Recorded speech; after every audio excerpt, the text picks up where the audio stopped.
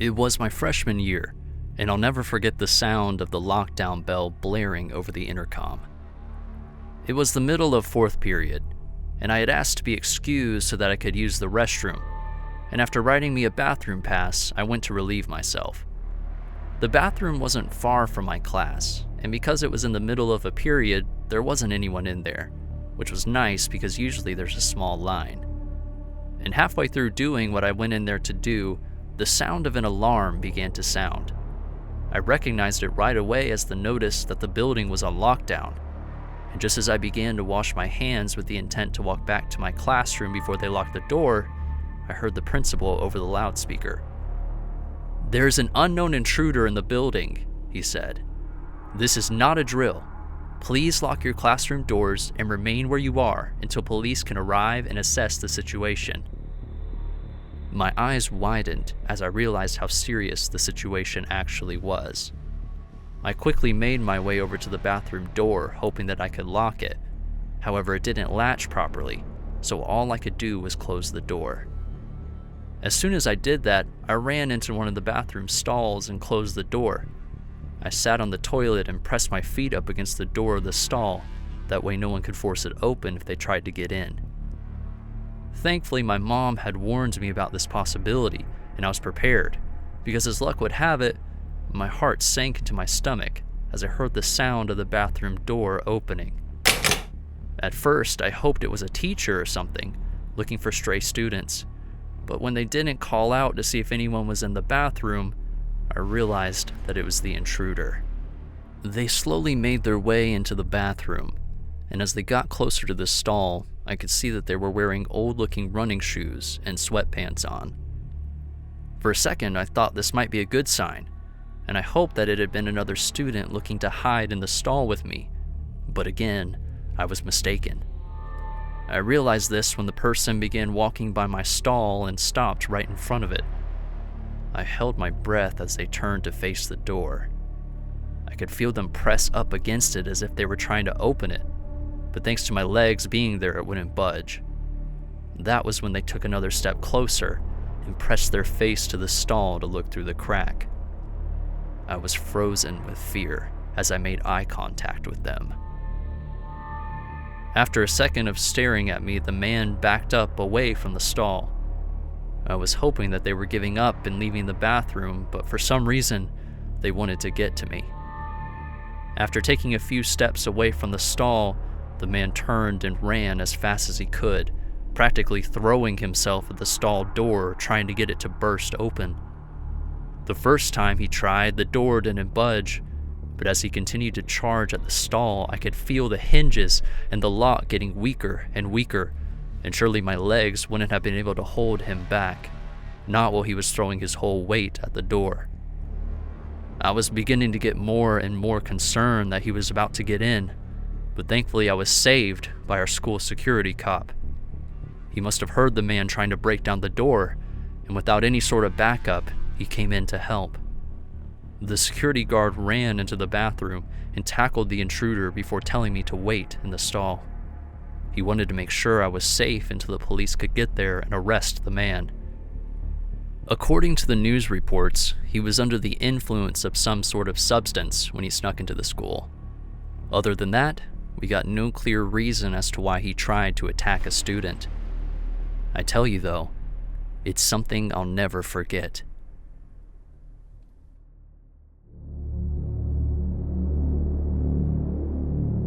Junior year of high school was probably the worst year of my life. Of course, there were your typical reasons, as I'm sure that high school isn't a walk in the park for anyone, but that year particularly was one that has left me scarred for the rest of my life. I'll never forget the first day of classes. I walked into my chemistry class and the teacher immediately stopped me and introduced himself as Mr. Conroy. I noticed that he hadn't done that for anyone else that walked in with me, but I figured that he was just being a polite teacher, so of course I introduced myself as Paula. He told me that it was a pleasure to have me in his class and to have a seat. Now for the rest of that class, he didn't call on me, but I couldn't help but notice him staring at me almost the entire time. I mean, it was to the point where after class, my friend Ryan, who was also in the class, brought it up to me. I tried to pretend that it was just a weird first day, but it didn't stop with that class. For the rest of the first month, Mr. Conroy kept doing things that were making me feel odd. He would either stare relentlessly at me, or sometimes I would notice him walking around the class as he was teaching. But every time he would get to my area of the classroom, he would just stop and stand right behind my seat. It was really weird. But again, I didn't realize what was happening, so I didn't do anything about it yet. That is, until he started to cross the line. That year, I was one of the starting players on our girls' volleyball team. We had a game one night to which Mr. Conroy showed up. And that might not have been strange if he had just shown up to the game, but afterward, when I was leaving the locker room, he was waiting in the hallway. As soon as I noticed him, I froze up, because I knew he was there for me. I stopped in the middle of the hallway, hoping that I could turn around and go back into the locker room without him noticing me, but before I could turn around, I saw him look my way.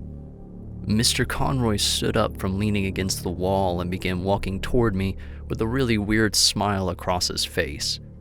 It looked like he was getting ready to say something when thankfully I saw my dad walking around the corner. I quickly waved and called out to my dad, which caused my teacher to look back over his shoulder. When he noticed my dad, I swear the smile fell right off of his face.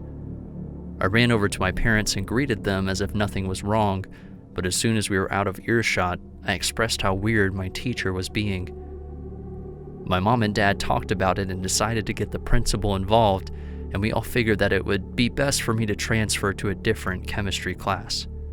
And that next day was probably the best chemistry class that I'd had all semester. I could actually pay attention because I felt comfortable enough to relax. It wasn't like my teacher was trying to make advances toward me anymore. However, that day turned from good to terrible 2 periods later when I ran into Mr. Conroy in the hallway. He tried to call me over, but I ignored him and continued walking to gym class. That was when he began to follow me. As soon as I noticed, I began walking as fast as I could, and when I crossed the threshold into the girls' locker room, I felt safe, thinking that he couldn't follow me. Sadly, I was wrong. As I began to make my way through the locker room, I heard the sound of other girls gasping and reacting to something. So I turned, and I was surprised to see Mr. Conroy walking through the locker room right over to me. Before he even got close, we all could hear him telling me not to worry and saying that he just wanted to talk. I told him that he needed to leave right away, and all he kept asking was for me to please talk with him after school that day. Thankfully, Miss Martins walked in and immediately began yelling at Mr. Conroy. It wasn't long before the police showed up at the school and my old chemistry teacher was arrested. He ended up being fired from the school, and 3 other students plus myself all filed restraining orders against him. But other than that, he didn't receive any charges or face any time, as much as we all wished he had been put away.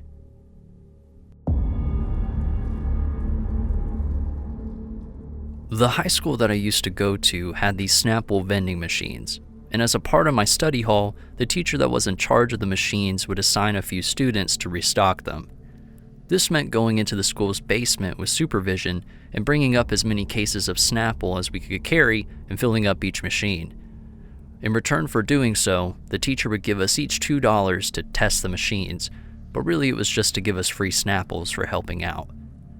Now, for the most part, the basement of the school was nothing special. It was just a dimly lit concrete room that was filled with extra foam mats for the gym and other supplies like snacks and drinks for the vending machines. But as most basements tend to do, almost everyone that ever went down there got the creeps. None of us liked when we had to go down there alone, but every now and then we would have to, if we didn't bring enough to fill the machines or if we brought too much. And I'll never forget the day that it was my turn to return the excess cases while the rest of the kids gathered their things for the next class. That day we had brought up quite a bit more than we needed to, and I knew that it was going to take me 2 trips to get it all back down into the basement. So I asked my friend to grab my things and bring it to our next class for me so that I could just head straight there. I stacked up a few cases onto the dolly and began making my way to the basement, and at first everything was going fine. I was trying my best not to get the creeps as I stacked the cases back into their proper places, but as I began to make my way up the stairs to make the second trip, I could have sworn I heard something move in the corner. I took a quick glance behind me, but when I didn't see anything, I just brushed it off as being one of the pipes settling. I made my way back to the extra cases of Snapple and began bringing them down into the basement with me. And that was when I heard it again, a noise that sounded almost like someone's feet shuffling against the floor as they moved. I called out asking if anyone was in the basement with me, but I didn't get a response. I could feel the hairs on my arms standing up as goosebumps began to form. I quickly began putting the Snapples back, looking over my shoulder every few seconds to make sure that nothing was sneaking up behind me. When I finished stacking the cases, I quickly began making my way across the basement back toward the stairs. That's when I heard the sound of something moving again. This time I didn't bother calling out, and instead, I just sprinted up the stairs 2 steps at a time and then ran to my classroom to tell my friends about what I had heard. A few of them thought I was just messing around, but my friend Deanna said that she actually heard some strange things in the basement the last time she helped refill the vending machines. We both tried to figure out what could have been down there, but there wasn't anything logical that we could come up with. Every now and then, other students would tell stories about hearing weird sounds while they were in the basement, but at any time anyone went looking for whatever it was, there was nothing to be found. A few years later, I remember seeing on the news that the police ended up arresting a man who was found living in the basement of the school. He was apparently discovered by a custodian who heard something coming from the basement after hours and called the police. The police found the man hiding inside a small crawl space that also had a mattress and a pile of clothes and trash in it. It's unclear how long he had been down there, but as soon as we saw the news report, Deanna and I messaged each other back and forth with the same thought that he was the person that we had all been hearing in the school basement all those years.